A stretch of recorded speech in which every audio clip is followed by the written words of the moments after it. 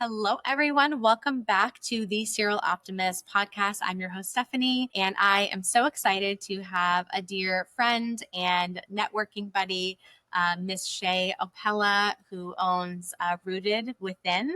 And she is going to just be here with us today, talk to us about mental health and just all things I feel like wellness when it comes to owning a business, living life, all of that. So I'm so happy to have you here, Shay. Yeah, thank you so much, Stephanie. From the moment that we first connected, I just feel like your energy is so magnetic and I feel like we just clicked so quickly. And so I was really looking forward to this because any conversation I have with you is always just so inspiring. Oh my gosh, stop it. You're so sweet. I feel the same way though. I feel like we immediately connected. Like you have like this mother sign, like warm energy. And I always feel like every time we talk, I just get something out of like there's something I gain from it of some sort. And I'm just really excited to just connect with you and hear some new like life changes and things that are going on and just kind of catch up and then also just discuss all things wellness, mental health. I'm excited to share with you this journey I've been going on as a new mom. It's just been quite the journey. So I'm excited to hear what's new with you. Yeah, absolutely.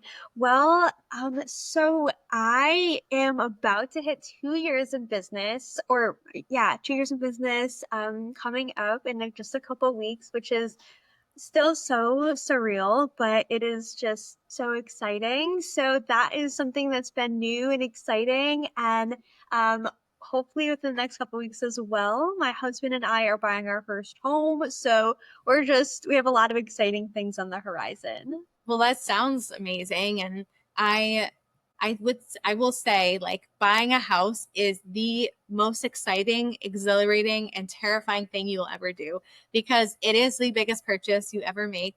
And I remember when I was buying my first property, how stressed I was. And like, they don't tell you that it's like Yeah. 700 pieces of paperwork and documents that you have to do. So just be prepared, be very organized before you go into it because I remember having to find stuff all the time. Like, oh, why did you make this purchase for $40 back in June of 2024? And I'm like, I don't know. What the heck? Yeah, for sure. I feel like every time we feel like we're taking a step forward, there's like a pause, whether it's because like we're waiting on someone or something. But what I practice is like holding space for like the and also of it all. And so my husband and I went to the house that we're moving into this week to like measure things for an appliance, like all our appliances. And as I was there, I was like, wow, there's like a lot of things that we're gonna need to get done. And as soon as we move in, like it's just gonna be like green light time to go. And so I feel like it really helped put things in perspective for me because I feel like for the last like several months I'm like chasing this like the grass is greener like once we're in our house like it'll be great. And so it really gave me perspective of like yes, it'll be exciting once we move into our house, and I have it so easy right now. When something breaks, I can Yeah. just call my landlord and they can come and fix it. So yeah. Yes. Enjoy that because landlord, home ownership, all of it is amazing, but so much work. And but it's like it's rewarding because it's yours. And that's like the piece that you can't take away. It feels so good to own something and like putting money towards something that eventually will be yours one day. So I'm curious to hear like, you've been in business now a couple years and kind of where you are in your evolution of your business. Because I know last time we talked, you were kind of figuring out, evolving as you grow and a scale maybe. And I'm curious to hear like from when we last talked to now, is anything changed and where are you at in your business right now? Yeah, for sure. So, if I'm remembering correctly, I think we spoke a bit ago, and I was still trying to figure out like who do I serve and how specifically do I help? Because, Yeah. as you know, and as most people know, mental health is quite the range, right? There's so many different things that people are processing, that they're navigating, that they're grieving and working through. And so, as I've really been able to work with so many different types of individuals, I've worked with 10-year-olds, which has been so fun. And then I've worked with 14, 15-year-old like boys and girls who are like navigating like middle school and high school.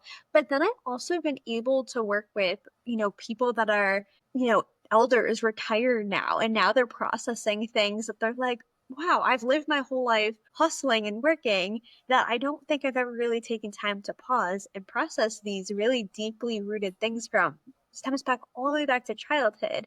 So I've been able to work with people in their 60s, 70s, but I think where I've really landed is I love helping people that are anywhere from like 20 to like 50s, and they're in this like transition period. I think that, I mean, we're all always transitioning into different seasons in our lives, but I have loved being able to work with like the younger to midlife generation that are just in a season where they feel stuck and they're really looking to know who they are and know what they love. Because I think that sometimes we get so caught up in just doing and existing and just doing what's in right in front of us that we forget who we are and what we love, and we get so disconnected. Yeah. So I would say that's been the evolution, is really honing in on. I love working with the individuals who feel just stuck and overwhelmed and are looking to really reconnect with themselves after years of just always putting everyone and everything before themselves.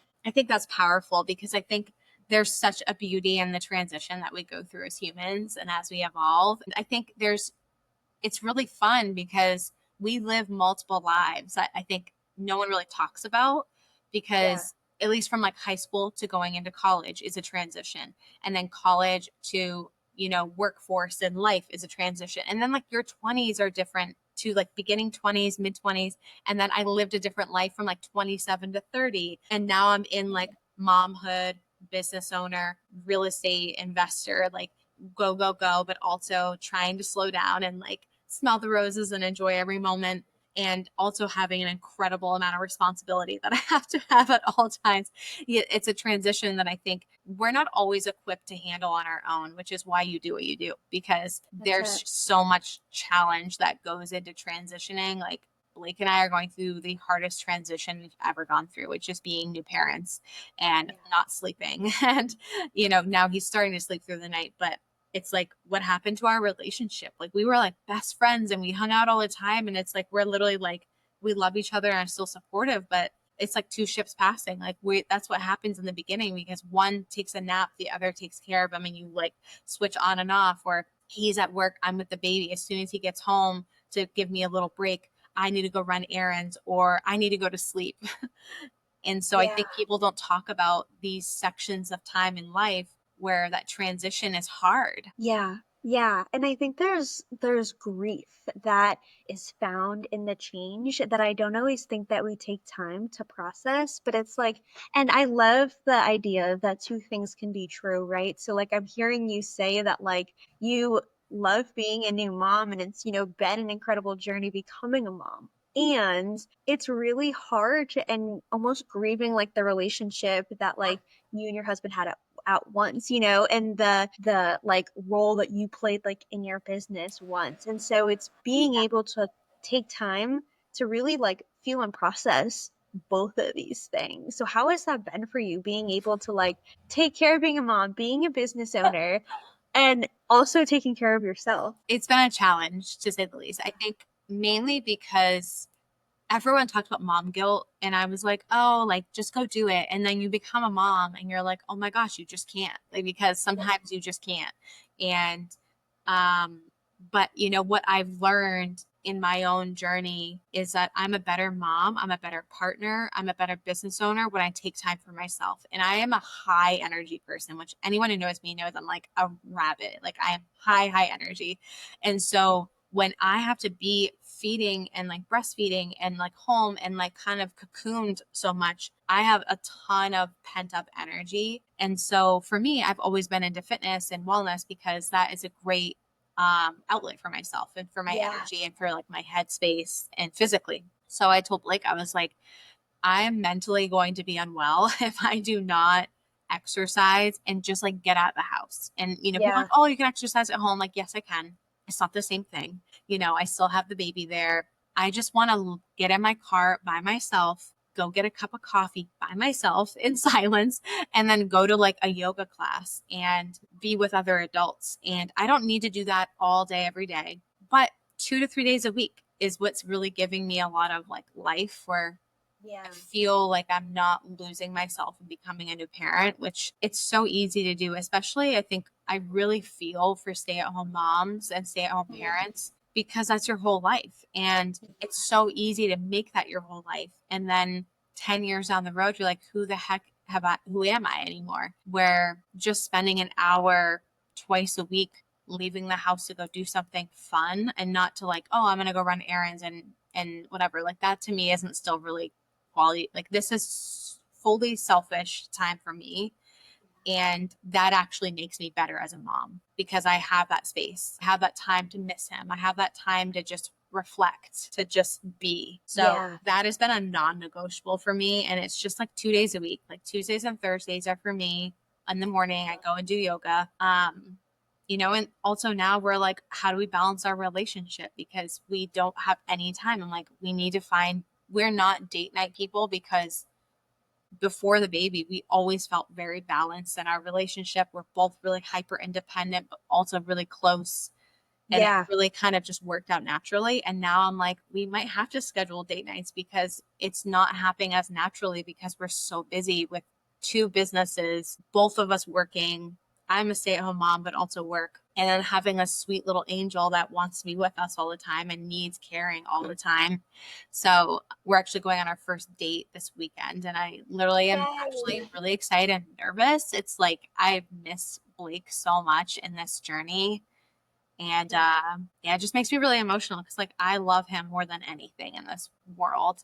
And I don't know if somehow I think sometimes we lose that or like you don't show it as much because you're taking so much care of this new living thing that Yeah. we kind of forget about our partner. And that's not Yeah. like a bad thing. It's just like it is what it is. Like you have a new little human you're taking care of. So Yeah. that in a nutshell has been what's going on. It's a long-winded way, but it's really, really difficult, but amazing. And like you said, it can Yeah. be both things. Yeah, for sure. And I just like want to highlight two things that I think you are doing so beautifully. One, I think that being able to recognize that taking care of yourself is not selfish, but it's actually selfless because it helps you as a mom, as a partner, as a business owner to be able to show up for these things better. So I think like that's just incredible, and I'm just so amazed by that. And I think it's really cool to hear that you've already done so much processing. So a lot of the things that I help my clients do is to stop living their life on the hamster wheel where they're just like living in Groundhog's Day, where they're just like they hit the autopilot and they just keep showing up to their life every day. It's in the stuck in the same cycles and the same mindsets and they're just miserable. But what I hear for you is like you've recognized like, no, I need this Tuesday and Thursday yoga to like be able to take time to process and to reflect and like not lose myself. And I think that is so cool. And I think that so many people are going to benefit from hearing you say that. So thanks for sharing all that. Yeah, of course. I think it's so easy as like when you aren't a parent, like when I didn't have kids and I'm like, oh yeah, sure. Like you just have to make time for yourself. Yeah, sure. Like, everyone has the same 24 hours in a day. Like I literally take back everything I said before having a child because all of it is not true. Not Yeah, everyone has the same 24 hours. And I think there's so much grace we have to have and as like new parents and for new parents because it's such a massive shift and adjustment because when you don't have a child and you are like Blake and I, very motivated people, you naturally are doing stuff all the time. And then you realize, well, everything has to stop. We have this new beautiful human we have to take care of. And now he's number one, and now everything else goes around him. And how do you do that? And how does that structured? And setting right expectations and letting clients know like I'm not immediately available like I used to be. I right. can't just do something on a dime like I used to be. I used to be a workaholic. Like you text me at 7 p.m. and need something, sure, I'll do it. Now it's like I'm dead after 6. Like you can't Yeah, reach me. Like we're doing nighttime routine. I'm trying to just like spend some time. quality time with Blake and just like our family time, and just trying to adjust and get our sweet little angel to bed, because of course newborns don't want to sleep. They always want to stay up. And I love that quote. It's like, I've never loved something so much and also simultaneously wanted something to go to sleep so badly because you're like, I just want to go to bed. I'm so tired.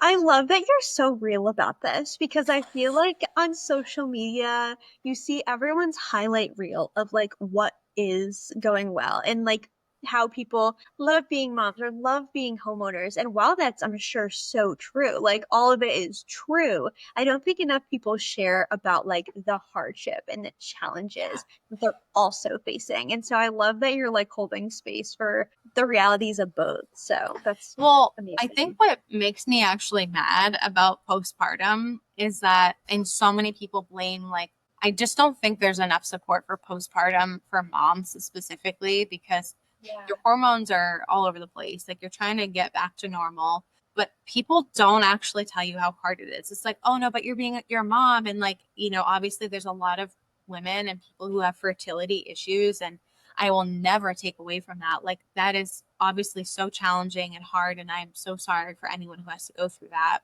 And I think there's like a guilt that a lot of moms who have a baby and they're like, I'm supposed to just be so happy and grateful for everything and not have any bad moments. And I think, yes, we are so grateful and so happy, but we're also allowed to have things like days that are really hard. And it's Yeah. also okay to be like, sometimes this is really, really difficult to deal with, or like, I can be really, really stuck in this and I need a break. I Right. think there's like a big guilt and a big social conversation that so many people openly discuss their challenges, that the moms that are moms feel like they can actually open up and talk about how they're struggling. Because, like you said, Yeah. you can be two things. You can be loving being a mom and it's the best thing in the world, to also being like, I am crying and I'm struggling and I just need to like go lie on grass and not have any responsibilities for 2 hours, whatever Yeah. that is, because Yep.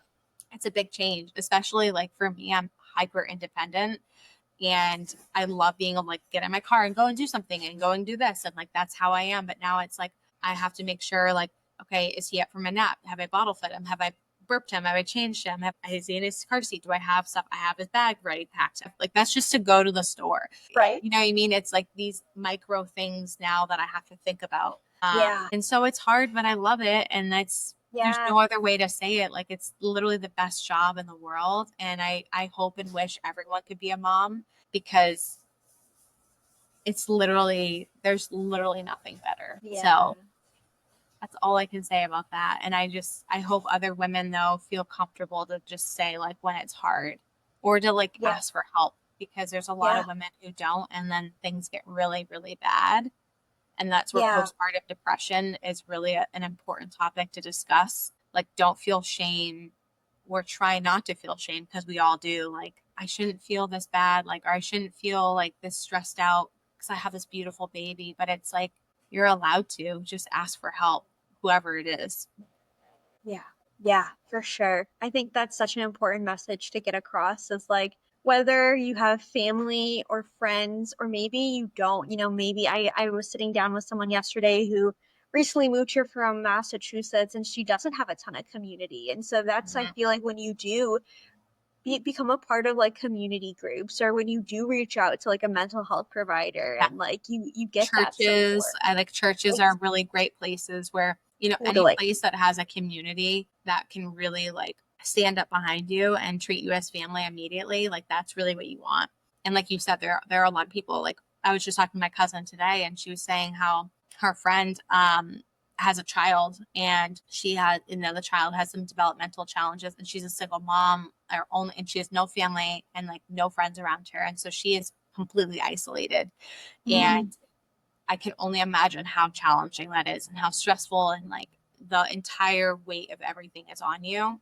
And so I just urge that if anyone's listening right now and struggling, reach out to me, reach out to anyone. There's support groups, there are helplines. There's nothing wrong with that. And it's not even like you have to do it when like it's really bad and like you're not in a good place. It can just be like, I'm having a tough day and I just need to vent. I need to talk to someone, or I just need someone to watch the baby for an hour so I can just go outside and go on a walk. Like, it doesn't have to be earth shattering, but I think making sure that we still take time for ourselves just makes us better mothers and like better partners, better business owners. It's just really important. I couldn't agree more. Well, I think what's really important, like as we kind of finish out this segment here, I would love for you to just, is there any piece of advice that you have? I always ask anyone that comes on with us, like, is there a piece of advice that you would love to lend or give anyone in kind of like your target market that you work with that you recommend that they, instill in their day to day, or something that you've really seen work for a lot of people to really help them through their own transition and journey? Yeah, I think that it really, I think this entire conversation actually encapsulates my advice. Like, my advice that I would give people is to prioritize their health in any season that they're in. And for some people who are maybe single or younger, they might have the time and energy to go to the gym 5 days a week and Yeah. eat the healthiest meals. And that works for some people for the season that they're in. But what I would say to new moms, entrepreneurs, people that are living full and abundant lives is just show up for yourself every day in the smallest way possible. Yeah. And it can be something small or it can be something big, but just something that nourishes you and grounds you and helps you reconnect to yourself daily. And like you're saying, Tuesdays and Thursdays is when you have found your pockets of time. Yeah. And I would say if I'm not sure if there is something that you do daily, but that's what I would recommend is just a simple daily practice. For me, it's getting up an hour before I have to start getting to the world with no screens and just giving myself time to disconnect, not be overstimulated, and just focus on processing and giving to myself, having a nourishing breakfast. And I do like these ice face baths. So what I do Oh, is I just yes. I Heard put those are amazing. I feel like I should start doing those. it's incredible, especially if you're in a season where you're feeling really tired because one, it wakes you up because it's freezing cold water. But two, it's really regulating for your nervous system. So if people who are struggling with chronic anxiety first thing in the morning, that is a really great way to regulate your nervous system and just kind of calm your nerves. So I just have a couple of those practices that I Love do in the that. morning, and it just sets the tone for the entire day. Um, Another helpful thing that I would recommend is allowing space in your day, whether it's on your drive home, before you leave, whatever it may be, but just taking 5 or 10 minutes to pause and check in with yourself and just take a couple deep breaths. Because when we are constantly on the go, our nervous system is saying to us, we're unsafe, something doesn't feel right here, and we can just keep going and going. And so I would just recommend taking 5 minute pauses throughout your day just to take a couple deep breaths and just give yourself what you need, even if it's just a sip of water or a 5 minute walk before you walk in your door. It could be anything, but just showing up and prioritizing yourself in the simplest ways. I love that advice. I think everyone can take something from that. And I'm 100% going to start implementing the ice water face baths because I've seen so many people do that. And I thought it was just like a social media thing. And now I'm like, I know people who do it. And like you said, it regulates your nervous system. And my hormones are still coming back. So it's like all over the place. Like, I have like hot flashes. Like, I'm like feeling things I've never felt. I'm like, what is wrong with my body right now? So it's like regulating my nervous system is essential. So I'm definitely going to do that. How, if someone wants to work with you, what is the best way to work with you or reach you? Can please do a shameless plug for you because I want people to reach out to you if they need you. Yeah, I appreciate that. Well, people can reach me on my website. My website is rootedwithshay.com. People can also find me on Instagram at rootedwithshay. And then they can also reach out to me, which is rootedwithshay.com. Everything is really rooted with Shay. So if you just type in rooted with Shay or rooted within, you'll be able to find me on Google, Instagram, Facebook, LinkedIn. And typically what I do is I I, book a 30-minute to 45-minute call just to hear what's been going on for people to see if it's a good fit. And if I'm able to help them, then I would love to. I love that. Awesome. And I will put all of that into the show notes. So if anyone just didn't get that or didn't write it down, it's in the show notes. So we'll be able to reach out to you if you need anything. I'm so happy that we connected again, and just like being able to reconnect. I just always get all the good vibes. And I think sometimes for me, I'm like, you're like therapy for me too. I can just like talk about things and you can just listen, and you're such a good listener, which is why you do what you do. So thank you for everything. And thank you for coming on today. Absolutely. Thank you so much for having me. All right, everyone, stay tuned for the next episode of the Serial Optimist. Have a great day, everyone.